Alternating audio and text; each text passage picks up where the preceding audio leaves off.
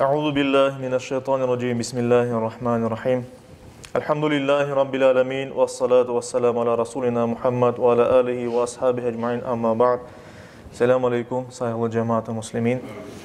Yüce Rabbimiz bu mübarek günde yapacak namazlarımızı, dualarımızı en güzel şekilde kabul makbul eylesin inşallah. Bu güzel günün hayırlara vesile olmasını nasip etsin. Bugün vaazımızın ve hutbemizin mevzusu kartlarga, büyük yaştaki olan insanlarga hürmet olacak inşallah. En evvela bunu aytmak gerek ki saygılı cemaat, ömür bir insanın ömrü birkaç devreden ibarettir. Onlardan birisi en evvela Yüce Rabbimiz bizni yaratkanda ruhlarımızı yarattı. Ve ruhlar da bu dünyaya gelmeden evvel Yüce Rabbimizin tanıganı hakkında ayttı. Ondan sonra şu imtihan dünyasına biz gelemiz ve bu dünyada yapkanlarımızdan Allah'ın doğru yolunu göstergen doğru yolunda kalıp kalmayacağımızdan imtihan edilecekimiz inşallah. Bu imtihan kısa dünyası bitkenden sonra da berzah alemi olacak, yani kabir hayatı. Her birimiz kabirde belli bir vakit ahir zaman gelgenini, kıyamet kopkanını bekleyecekmiz ve ondan sonra da asıl yaşayış ahiret dünyası olacak ve insanlar ya cennette ya cehennemde olacaktır elbet. Bunu biz hep her birimiz birer Müslüman olarak bunu bilemiz ve buna inanamız. İşte şimdi biz dünya hayatındamız. En yakın bizge yaşaganımız hayattamız ve bu hayatın iki temel esas hususiyeti var. Bunlardan birincisi bu dünyanın imtihan sahası olganı. İmtihan olunamız biz. Hayırlı işler yapacakmız mı, yarama işler yapacakmız mı, Allah'ın sözünden çıkacakmız mı, yoksa itaat etip boysunacakmız mı? Yüce Rabbimizge. Bu birincisi. İkincisi de bu yaşaganımız dünya fani bir dünya. Fani yani sonu olgan ve tez bitecek, tez geçecek bir dünyadır elbet. Böylece işte hayatımızın bazı devreleri var ve dünya hayatımız da kıskadır, fanidir, imtihan bir dünyasıdır. Yüce Rabbimiz Rum suresinin 54-55. ayetlerinde böyle buyuruyor. Estaizu billah. Allahullezî halakakum min da'fin. Yüce Rabbimiz sizlerini zayıf olarak yarattı. Yani bala olganda insanlar zayıflar. ثُمَّ جَعَلَ مِنْ بَعْدِ ضَعْفٍ قُوَّةٍ. Sonra da zayıflıktan sonra sizge kuvvet verdi. Yani insan pışkınlık yaşına erişkende, büyük olganda tekmil kuvvetine kire. Güçlü olan. ثُمَّ جَعَلَ مِنْ بَعْدِ قُوَّةٍ ضَعْفًا وَشَيْبًا. Sonra da diyor Allah-u Teala, o güçlü olan vaktinden sonra kene zayıflık beri. İnsan kartaya, o eski güçlerini joya ve ona kartlık beri. Ve şeybeh de buyurulu ayet-i kerimede. Yahluqu ma yasha. Allah-u Teala istegenlerini yarata. İstegen şekilde yarata. Ve huvel alimul kadir. O her şeyini bile ve her şeyini takdir etken güç sahibidir. Devamında ise 55. ayetinde buyurula. Ve yevme taqumus sa'a. Ve saat yani kıyamet kopkanda, kıyametke insanlar turganda yuqsimul mucrimun.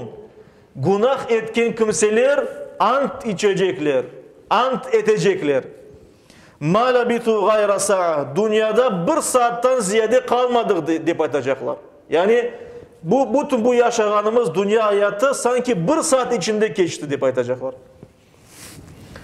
Kezalike kanu yufakun. Ve onlar böylece aldatılgan oldular değil Yüce Rabbimiz. Yani bu dünya hayatı bir saat daim tez geçti ve insanlar günah etken kimseler bunu anlamaganlar ve bu bir saat içinde sanki olan kısa bir hayat içinde ahiretlerini kazanıp olamadılar. İşte görüyoruz insanın yaşayışında belli bir devreler var, belli bir zaman kısımları var ve insanın bu devirlerden birisi de kartlık devri. Tabi bir insanın fıtratı olarak Allah-u Teala bizlerini böyle yarattı. Yani kun gelecek bir insan bu dünyadan erte koşmesi, vefat etmesi demek ki o kartlık yaşına gelecek. Allah-u Teala koygan Sünnetullah, Allah'ın kanunudur bu. Yasin suresinin 68. ayet-i kerimesinde Allah-u Teala böyle buyuruyor. Estaizu billah. وَمَنْ نُعَمِّنْهُ نُنَكِّسُ فِي الْخَلْقِ. Biz kimni yaşatsak onun yaratılışını bozamız değil. Bozamız ne manasında? Yani zayıflatamız o insanı. Değişir onun yaratılışı. Kartayganda kuvvetini joya insan. اَفَلَا يَعْقِلُونَ. Hiç akıl etmeysiniz mi? Buna bakıp düşünmeysiniz mi? Diye Allah-u Teala. İşte kartlık keli, kartlık devri keli ve bu böyle farklı taraflardan değerlendirilecek, kıymet kesilecek bir devirdir. Bir taraftan Kur'an'da buyurulğanı gibi insan bedeni zayıf düşe ama başka taraftan ruh tarafından insan kemalatka erişken, daha da güzel bir insan olan bir devir olmalı aslında. Böyle bir devir olarak bizge anlatılmakta. Ve kart kimseler bir taraftan daha tecrübeli, daha akıllı, daha bilgin kimseler olganı için başka taraftan ufaklarını bakkanları, ayaka kotergenleri, zahmet etkenleri için ve başka taraftan da artık zayıflap ketkenleri için kartlarga her daim hürmet ve yardım gösterilmek gerek olganı her bir devirde, her bir medeniyette görülgen esasen ve dinimizde de bu böyle. Kart kişilerge, yaşı büyük kimselerge her daim hürmet yapılmalıdır. Yaşı sebebinden, büyük olganı için. Bu yerde Ebu Davud'da ve Ahmet'te geçken bir hadis-i şerifini almak isteyeyim. Amr bin Şehib, Allah ondan razı olsun, o da öz babasından, Allah ondan da razı olsun diye dediler ki Peygamberimiz sallallahu aleyhi ve sellem şu sözlerini ayıttı. Leysa minna men lem yerham sagirana ve ya'rif hakka kebirana. Kim ufaklarga merhamet etmese ve büyüklerinin hakkını bilmese bizden değil dedi Peygamberimiz.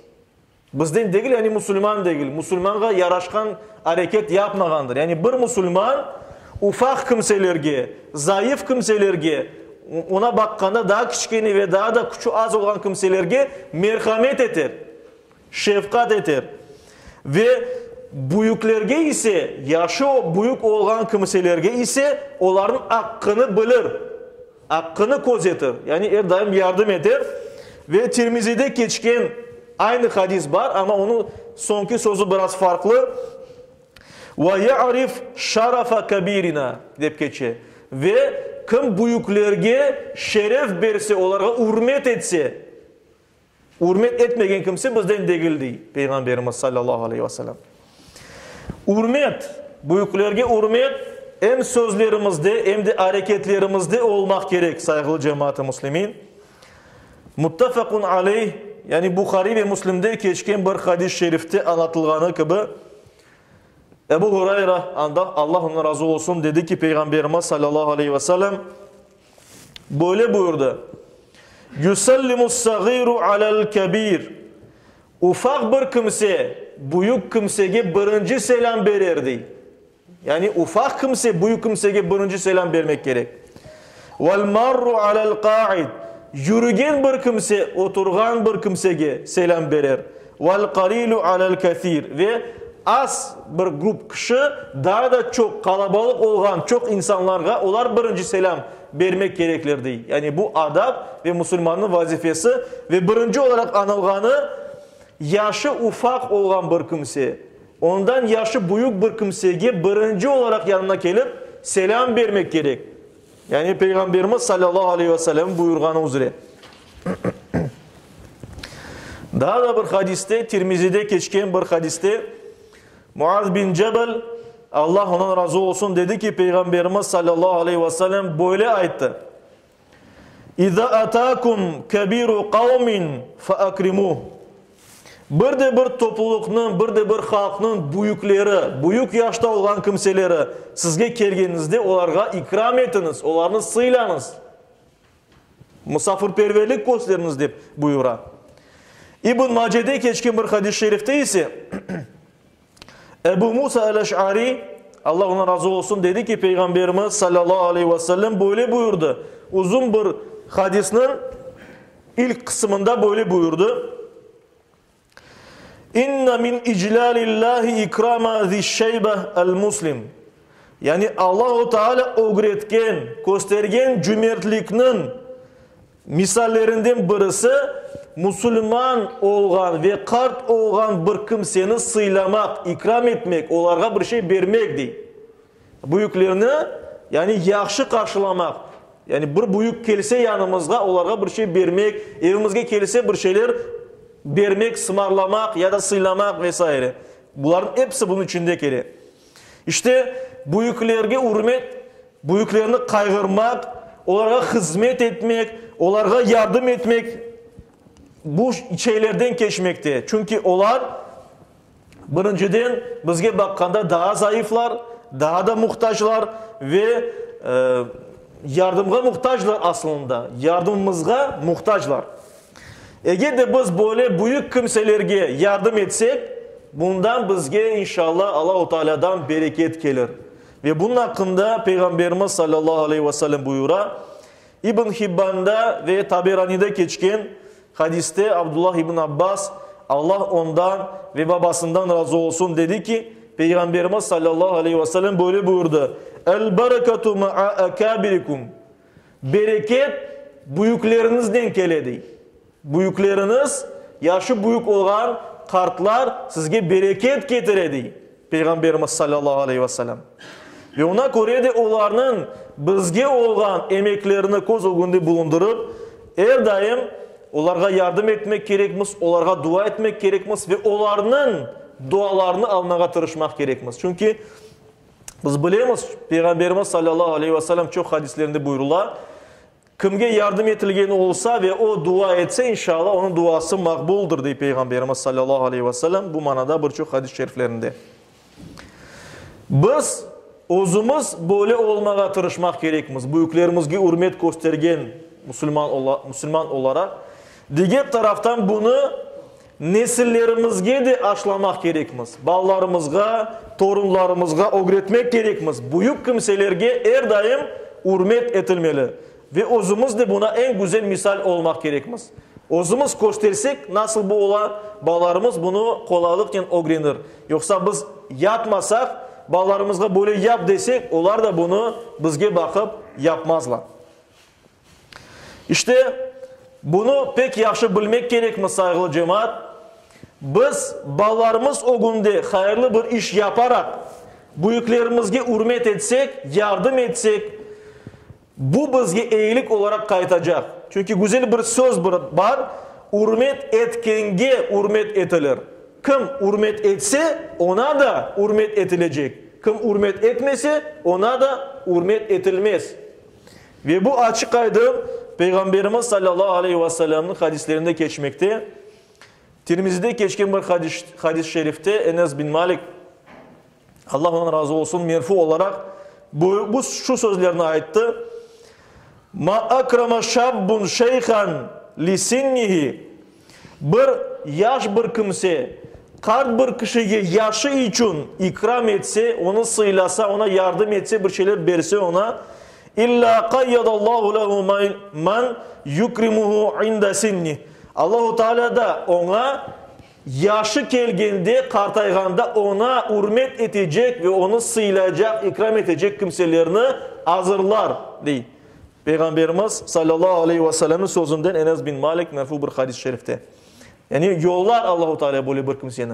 Ve bu biz akılımız ile anlayımız ki bu dost doğru bir haberdir. Niye için? Çünkü eğer biz bağlarımızga, büyüklerge yardım etmek gerek deyip aytsak ve özümüz de ana babamızga, büyüklerge yardım etsek, onlara hizmet etsek, onlara hürmet göstersek, bağlarımız bizge bakıp, onlar da böyle kimse olarak öser ve biz kartayganda bizge hürmet etirler ve bizge yardım etirler inşallah. Ona göre de bunu bir terbiye olarak aşılamak gerekmez evlatlarımızga ve bunu böyle de yapmak gerekmez. Ama daha bir misal var. Hürmet etilmek gerek yaşı için büyüklerimiz. Ama büyükler de, yani büyük olacak kimseler de buna layık olmaya tırışmak gerek. Yani eğer bir kimse mesela balasına ömür boyu bakmasa, ondan sonra balasından hürmet beklemesi kıyın olur. Yani büyük bir kimse balları, torunları için, başka kimseler için kaygırmak, güzel sözler aytmak gerek, yardım etmek gerek ve bundan sonra da elbette ki hürmetini korur. Yani kartlarımız ne şekilde layık olmak gereklir ki hürmet edilsin? Birinci, yaşlarından sebep onların hikmetleri, hayat tecrübeleri büyüktür ve ona göre de onlar akıl öğretebilir yaşlarga, doğru yolunu gösterebilir. Ama bunu yapkanda da Peygamberimiz buyurganı gibi ya da Kur'an-ı Kerim'de ayetlerde geçkeni gibi en güzel şekilde yapmak gerek. Yani güzel şekilde kabul ettirip eğer aytsak bu daha da yaxşı olur elbet.